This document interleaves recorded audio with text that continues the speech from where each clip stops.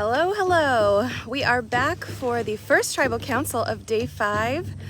Like I said, this day is going to go super fast, so we are going to be coming live a lot more often. So keep it locked here. All right, come on in, guys.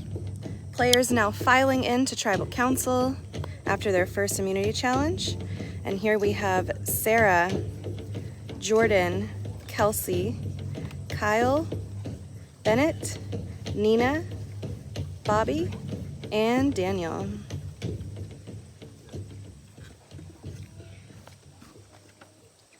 And now let's bring in our jury. I didn't forget this time, Daniel. We've got Alyssa, Michael, Declan, and Sarah and Kyle each voted out in our last tribal council.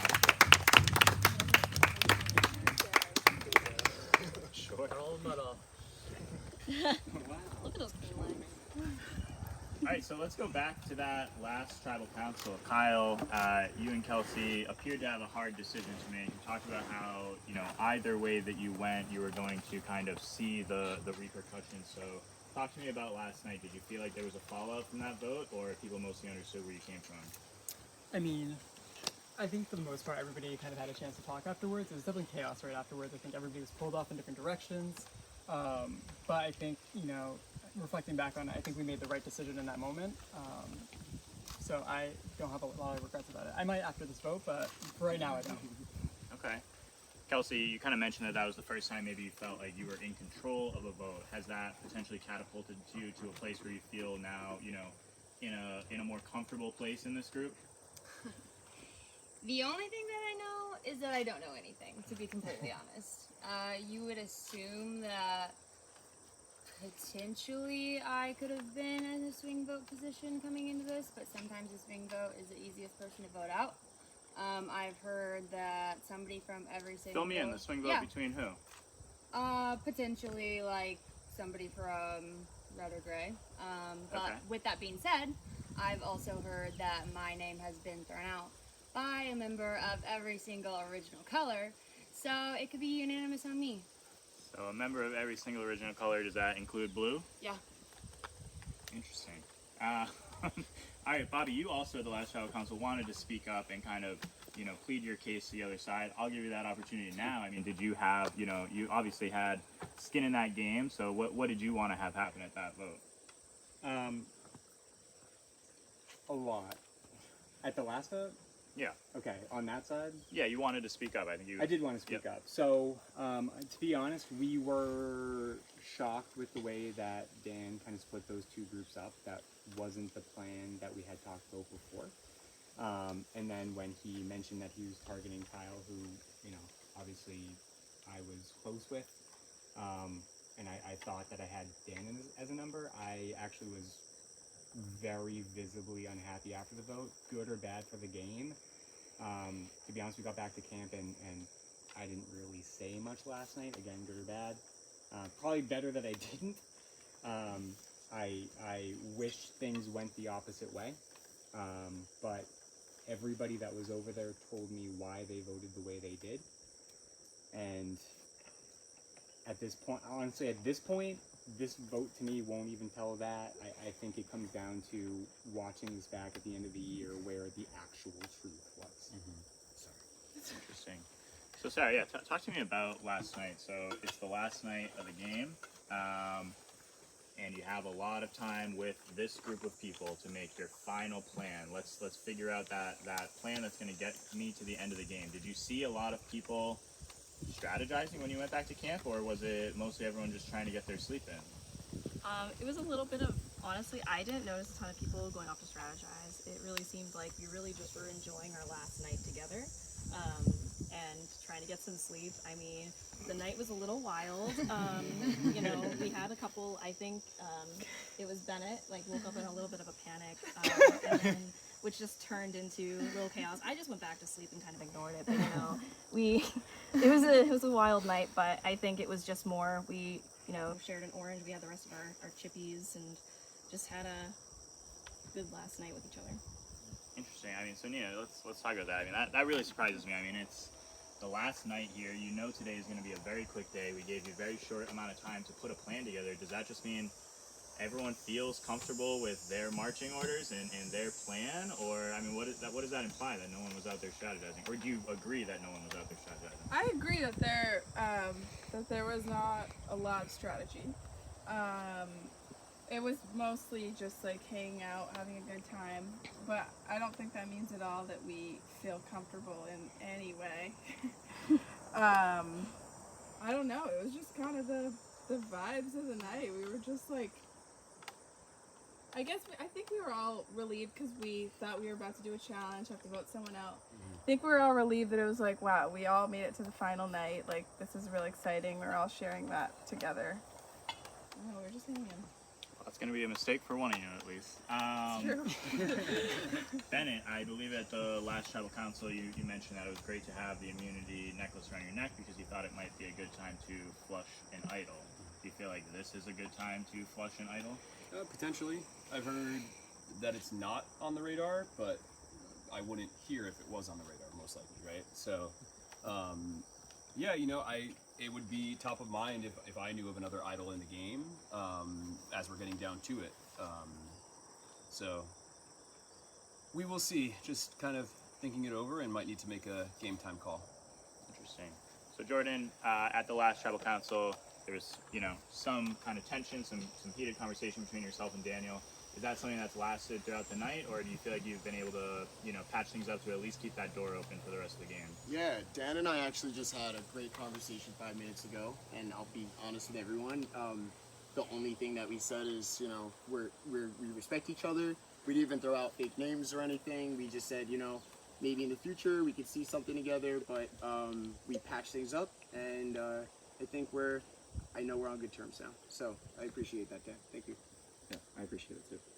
Daniel, so coming into this tribal council, you've had a few kind of tribal councils in a row where you've, you know, felt really on the bottom or kind of, you know, made some sort of plea at tribal council. You obviously have the necklace, so you don't need to make that here. Did that change how you approach this round of the game? It definitely like reduced my anxiety, but it didn't change how my strategy talk at all. And yeah, I haven't felt safe at like the last 8 tribals, so it's just nice not to be anxious, although I'm still nervous, weirdly. Obviously there are people who I don't want to go because they're more important to my game. Yeah, and I just wanted to kind of say something about like the thing with Jordan last night. We also spoke last night, and I did apologize. I think, you know, I did go a little bit far, and I think it came from a place of, there's a slight cultural difference, even though we're, you know, first world white countries, or primarily, you know, not white countries, it's terrible to say, where Australians are a bit rough around the edges, just like they swear a lot, they're a bit cheeky, and I feel like I offended Jordan, and based on that I wanted to make sure that he didn't feel bad about that, because it's not an excuse, but it's more of a I don't want to ever make anyone feel bad about themselves, you know? Yeah, so, definitely. Yeah, but I'm really glad I got this. You know, I'm just taking it one round at a time at the moment, and we'll see how it goes. Okay. Unless anyone has anything else to say, we're going to get to the vote. Perfect. All right. Daniel, you will start. I'll move the camera first. You can head over to the shade over there. All right, off we go to talk about what we just heard. Let's see, I cannot see you guys. Okay, there we go. All right. If anyone has questions, throw them in the chat and we will answer. Oh, I am excited. My chair is still there from yesterday. I'm going to haul it into the shade and then we will just talk about everything that I have heard, which is a lot of things. Okay. Back to my little neck of the woods over here. Let's see, just gonna drag this into the shade. All right, let's talk. Okay, so yeah, so we are coming off of last night, an insane double tribal. a lot of explosive things happened last night. Basically, last night, to catch you up, Daniel divided the tribes, or divided the merged tribe into 2 groups of 5. They unmerged for 1 round. And each of the group of 5 went to tribal council after 2 immunity challenges, 1 for each group. And basically at tribal, Dan said to everyone, because Kyle F kind of called him out and prompted him, and then he just really went for it, that he had specifically architected those groups so that Kyle F and Sarah would go home, and they did. And he talked about it being what was best for his game. To be perfectly honest, I'm like really shocked that what he wanted to happen actually happened, because there is no way that for all 8 players that was best for every single person's game. So someone last night made a bad decision, and we'll see how it shakes out here. I'm told that there's a few different interesting groups forming. So one group is Bobby, Nina, and Daniel, 1-3, and I believe they are gunning for Jordan. I think as of this morning, the original plan was everyone was kind of thinking Jordan as a whole, but the plan has potentially evolved and more ideas have come to the players. So Jordan definitely on the chopping block, could see some votes, but there's also been discussion again about how both Bobby and Bennett are very dangerous. So kind of 2 sides have formed in this group of 8. There's 2 groups of 3. As I mentioned before, Bobby, Nina, and Daniel are eyeing Bennett as a big threat. Bennett has played 1 idol already, and he has found another idol that everyone knows about. He also, unbeknownst to probably most people, unbeknownst to everyone but Sarah, has a map to a 3rd idol. So he is the idol king over here. I know that, so Bennett found a map to an idol in one of the challenges a couple days ago? Yeah, a couple nights ago. And he finally told Sarah about it. Both of them were searching the area of the logs that the map indicated, neither of them realizing they needed to go 15 paces into the woods beyond the logs. So as of right now, both have access to an idol, but neither has been successful. As the game gets crazier and faster, it would be interesting to see if one of them finally figures it out and makes a mad dash through the woods in front of all the other players. And he's shining too bright. Yes, big target painted on his back. And then on the other side, we have, of course, the people that, are with Bennett. And that is Bennett, Sarah, and Jordan. So Bennett, Sarah, and Jordan have teamed up, and I believe that is because in one of their last tribes, both Jordan and Sarah had a clue to an idol, and both shared it with Bennett. It's one of the idols that he got in a challenge. So I think that they are circling back to that connection and staying strong there. They are eyeing Bobby on the other side as a huge threat.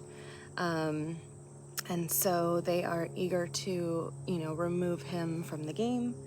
Bobby has had a lot of wins, a lot of strong presence in the game, and very much been a decision maker and someone that a lot of players wanted to work with.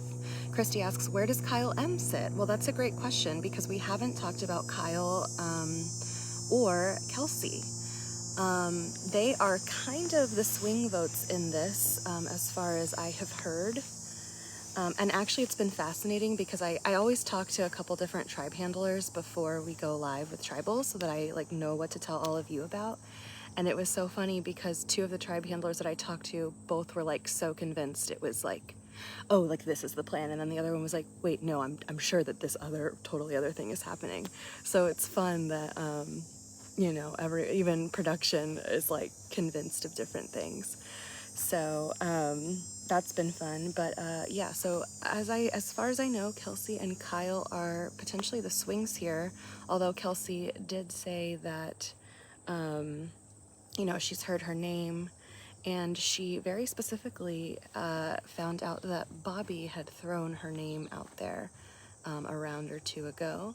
And so I think in the back of Kelsey's mind, she is also, you know, kind of eyeing Bobby. So I'm not really sure which way they'll go. Kyle M has been pretty, like, I don't even want to say under the radar, but he's been a little bit more of a low-key threat. He's more of like a quiet but friendly strategist type. So you see a lot of these huge, big, you know, big players in this game that have done a lot of stuff, and you know, Kyle's also in it. I know I haven't updated you much about it, but Kyle is, you know, he's along there. He's very likable, so I'm really excited for the final 8. I think everyone is starting to has been, you know, shaping their stories. Everyone now looking, of course, to the FTC as we are in the last day. And so, yeah, it'll be exciting. And for those that were a little bit confused last night and into this morning, just want to let you know, I had originally said that we would be doing a tribal council or a challenge and a tribal last night. We actually were going to do the challenge that we kicked off with this morning last night, and do a tribal, and then do half of another challenge. But we decided that it was a good idea to give the players a little bit of a break. After the tribal, like after last night's tribal council and they went down to F8, they literally did not stop talking intensely the entire time that we were setting up the challenge. And so we kind of decided, you know, that was pretty heavy. That was a lot to take in. Let's give them time to talk it out and process it. And it sounds like, you know, perhaps they were able to do that and just kind of, you know, settle back into the game. Nina talked about how they were all just, you know, suddenly realizing we're making it to the last day. Here's our last night. So, and, you know, and that makes sense. As you all have heard in the exit interviews, a lot of the players have talked about how, you know, just sitting around the campfire and meeting all these new people has been the highlight of their games. So it definitely makes sense that they're continuing to, you know, prioritize where they can to be able to enjoy those moments, because that's definitely a huge part of the experience out here. Any other questions before I head back? Let me know. I'm trying to think if there is anything else that I like know about, but I feel like that might kind of cover it. I don't know. I'm excited. The should be a good day. Let's see. I do definitely think, however, that this tribal, as they have said, is a very pivotal tribal. So we'll see kind of where people end up.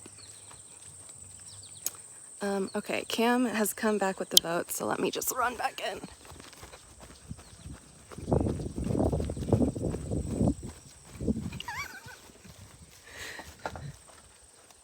Don't worry, last year no one did. And I will now read the votes. First vote, Sarah. Sarah.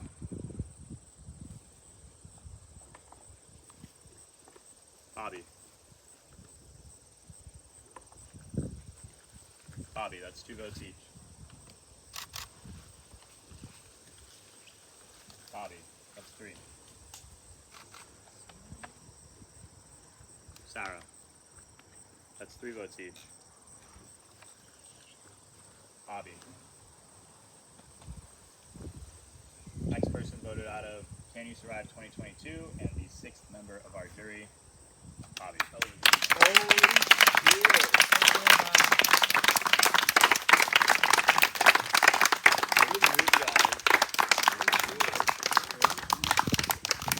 Good luck, everyone. Final 7. Good job, Bobby. King Bobby. All right, I'm gonna have the jury filter out. All right, and we are following Bobby on out. Bobby, we are still live streaming. We'll walk on down the way here, and then we'll get some thoughts and ask you some questions.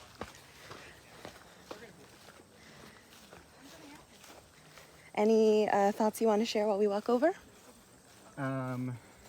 Yeah, I mean, I knew this was coming eventually. I really did think that we actually had the numbers this time. We were trying to do a cool move where we threw out Jordan's name, and then it ended up playing his idol for Jordan, and then Sarah goes home. Turns out we didn't have the numbers that we thought. Honestly, I think Dan's playing a fantastic game. He obviously flipped on that. Not flipped on it. Decided to do that. So, yeah, just disappointed where things ended up. But proud of the game that I played. Proud that I made it the last day, even though that was only because it got too dark for the challenge last night. And yeah. Awesome. So you, as you said, did make it all the way to day 5 of this experience. Can you just speak to your experience as a whole out here? I mean, it was unbelievable. The whole thing was unbelievable.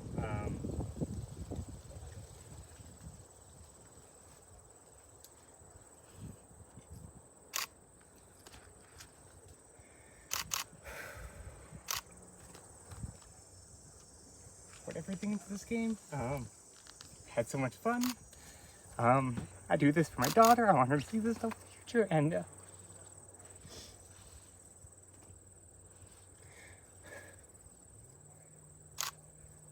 it's a lot of emotions. But it's great, honestly. Everything's fantastic. I'm not bitter. I'm gonna vote for the best person that deserves to be there at the end, regardless of if it's Bennett, Sarah, or whoever the third vote is, who I assume is Dan. Oh no, sorry, there were more than 3 votes for me. Who flipped, I should say. Yeah, I'm never a bitter person when it comes to these games. And it's just, I thought I had a lot more game in me. If that vote went the way that I wanted it to, I had a very clear path to 5, which isn't really that far, but honestly, there was pretty much no way that I saw myself getting to the end. I mean, I had deep connections with pretty much everybody, but just from my challenge perspective, like, it was an inevitability. But honestly, the second swap where we were able to blindside Kendall and then kind of blindside Ryan and then blindside Savannah, like, that was very emotional. That was a lot. That was hard work, but that was some of the best strategizing I felt like I've done in any of these games, and the people around me have done. Do you have another question? Sorry, I'm just rambling. No, that's awesome. We love to hear all of that, and that's very exciting that you feel like strategy-wise you were really excelling this time around. That's always exciting. Can you share with us a favorite moment that you had out here? Like, voting or just in general? Just anything. Both, if you want. So it's your time. What was amazing to me, to be honest, is just like all of the inside jokes that just formed within the first 4 hours of being with the tribe. Most of them aren't appropriate enough to share on a live stream, but they were out there. Having played games before, like, everybody says, oh, I'm not on Survivor to make friends, I'm on Survivor to win. When you play your live game, you realize that's not true. You're here to make friends. So honestly, the best experience that I've gained from this will be what comes afterwards, which is going to be the friends that I make. In terms of vote, I think the Kendall vote, because that was, entirely me that put that together.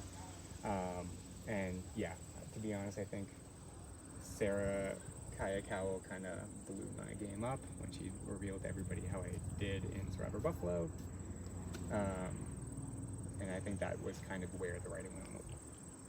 Gotcha. Well, before I let you go, you were not just playing for yourself or your daughter, you were playing for an incredible cause, so this is your chance to shout them out, let the viewers know all about it. Yes, I mean, American Cancer Society. I don't think it's one that people don't know, so I won't go into too much detail on the charity itself, but one thing that I do want to shout out, and everybody here has fantastic charities, but I can't think of the website right now, but there is a way to check online which charities are legitimate, and which charity, in terms of contribution amounts. American Cancer Society is one of the highest in the country.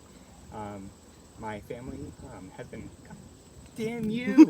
I'm sorry. We're active with cancer, all kinds, all generations, everywhere, all ages. Yeah. Mine has as well, so anything cancer related is very special to me. So, and I'm sure a lot of our viewers have been touched by it as well. So we are so happy that you've raised a lot of money for them. You will find out exactly how much later on today. And everyone, this is not the last time we will be seeing Bobby. We will see him again at every tribal council, including the last, where he will have a say in crowning the winner of Can You Survive 2022. Thanks, everyone. Thank you. All right, we'll leave Bobby to go eat and catch his breath. And as I said, we are just doing a lot of stuff back to back. I'm gonna run back over to the challenge field and get a time check, and I will let you guys know when to tune back in. All right. Gotta find Brandon. Don't know where he's at. Hey, Cam. Yeah. Do you know when we're doing the next thing? We're going to give them another 15-20 minutes to strategize. I'm calling them in for the like challenge at Tribal. So I just read them the story, so the live feed's not going to hear the story. Oh, cool. Can we just maybe, I could read it to them. yeah, I don't know. Are they on right now? Yeah, they're on right now. Oh, hi, friends. Hello. All right. So while we were doing, let's I'll read just it to them, explain it. because then Yeah, they sure. will have context and kind of know themselves. It'll be like everyone will get to play along. So while we chatted with Bobby and did his exit interview, the players actually started the next challenge. It is here. Let's go in the shade because we deserve that. So the next challenge is a story challenge. They were read a story, and now they are going to have like 15 or 20 minutes to strategize. They will come back into tribal council and complete the challenge from there. They will be asked questions about the story that they just heard from Cam, and whoever answers the most questions will win immunity, and then they will go right into the vote. So they're having to strategize while also trying to keep track of the story in their minds. Lots of things to juggle. Playing multiple votes because they don't know who's going to have immunity. Absolutely. So there's got to be backup plans and contingencies and what ifs. So they have a lot to contend with in their minds right now. But let's have Cam read the story to you all so Bear with you me, can it is a play long along. and boring story. Well, All right, the start story it. is called Smutty Nose Island. All right, I'm just going to film you for this. Sure. They don't need Yeah. to see my face.